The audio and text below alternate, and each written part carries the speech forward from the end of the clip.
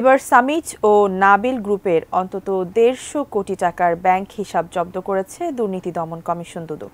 আলোচিত সমালোচিত এই প্রতিষ্ঠান দুটির বিরুদ্ধে হাজার হাজার কোটি টাকার অবৈধ সম্পদের অনুসন্ধান চলছে। এদিকে সাবেক ত্রাণ প্রতিমন্ত্রী ডক্টর এনামুর রহমানের ৬ কোটি টাকার অবৈধ সম্পদ পেয়ে মামলা করেছে সংস্থাটি। তাওহিদ সৌরভ জানাচ্ছেন বিস্তারিত।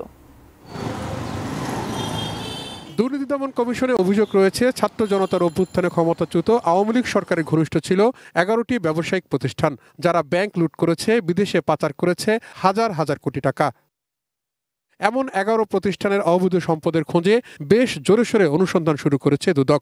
১১ টাস্কফোর্স গঠনের পাশাপাশি আন্তর্জাতিক বিভিন্ন সংস্থার সঙ্গে দফায় দফায় বৈঠক করেছে তারা। এরই ধারাবাহিকতায় সামিট গ্রুপ এবং এসালমের ঘনিষ্ঠ সহযোগী হিসেবে পরিচিত নাবিল গ্রুপের সম্পদ জব্দ করেছে দুদক।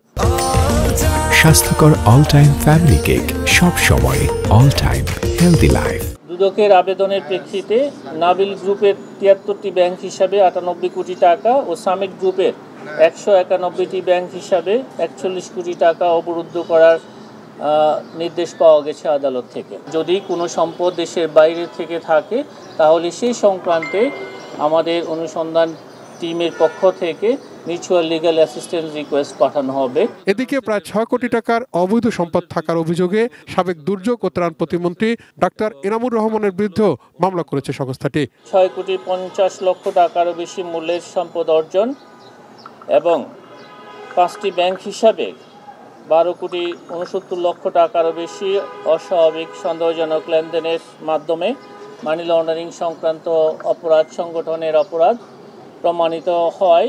সংশ্লিষ্ট ধারায় একটি মামলা রুজুর সিদ্ধান্ত গৃহীত হয়েছে। সাবেক এই প্রতিমন্ত্রীর স্ত্রীর সম্পদের খোঁজও নামছে দুর্নীতি দমন কমিশন। রৌশন আক্তার চৌধুরীর নামে ২৮,২৬,০০,০০০ টাকার। তাওহিদ সৌরভ, এটিএন নিউজ, ঢাকা।